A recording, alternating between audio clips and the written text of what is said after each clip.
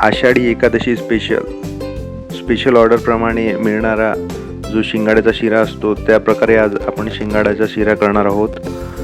त्याच्यासाठी जे साहित्य लागतं ते आहे 1 वाटी शिंगाड्याचं पीठ घेतलेलं आहे। तितक्याच वाटीवरून आपल्याला साजूक तूप घ्यायचं आहे। पाऊण वाटी साखर घ्यायची आहे। विलायचीची पूड घ्यायची आहे। त्याच्यानंतर काजू आणि बदामाचे काप करून घ्यायचे आहेत आणि 2.25 कप दूध घ्यायचं आहे।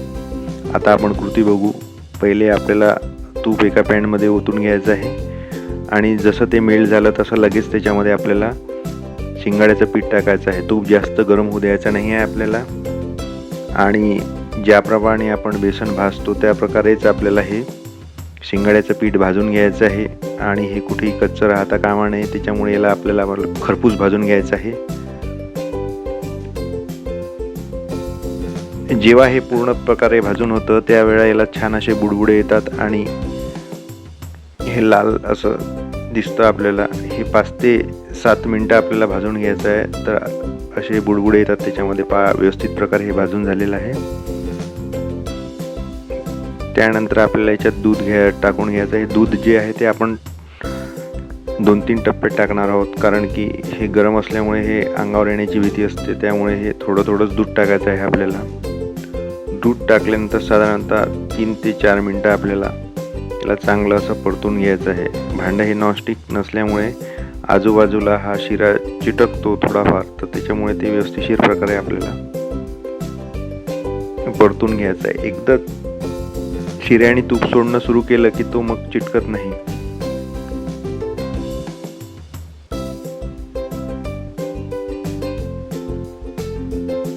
हे परतून झाल्यानंतर आपल्याला आता मी साखर टाकून घेत आहे याच्यामध्ये।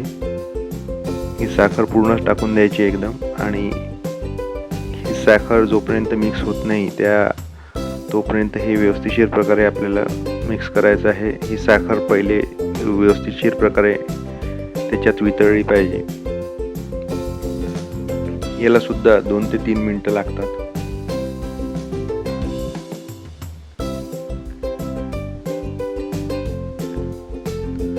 आता शिऱ्याने तूप सोडणं सुरू केलेलं आहे। ते तूप चांगल्या प्रकारे पूर्ण सोडतो आपण। जितकं तूप टाकतो तसं तूप सुटतं त्याला। आता याच्यात दिसत नसेल एखाद्या वेळा, पण तूप चांगल्या प्रकारे सुटलेलं आहे याला।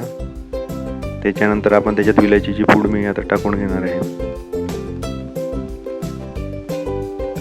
त्याच्या पहिले आपण एक वाफ काढून घेऊ याला, कारण की याच्यात दुधाचा जो अंश असतो त्याच्यात पाणी असतं, तर ते तुटणं पण आवश्यक आहे।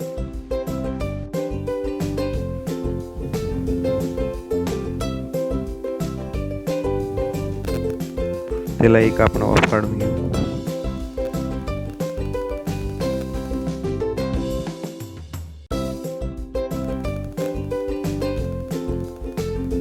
आता छान प्रकारे तूप सोडलेलं आहे आणि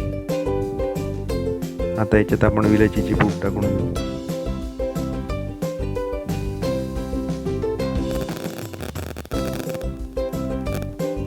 आता व्यवस्थित प्रकारे याला मिक्स करून घ्यायचं आणि हा शिरा झालेला आहे तयार। याला 10 ते 15 मिनिटं लागतात, कारण की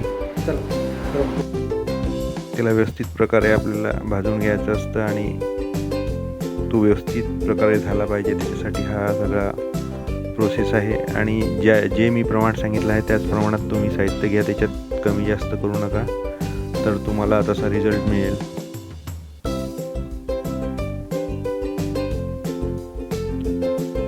अशा प्रकारे हा शिरा तयार झालेला आहे। आता आपण याच्यावर काजू बदामचे काप टाकून घेणार आहोत।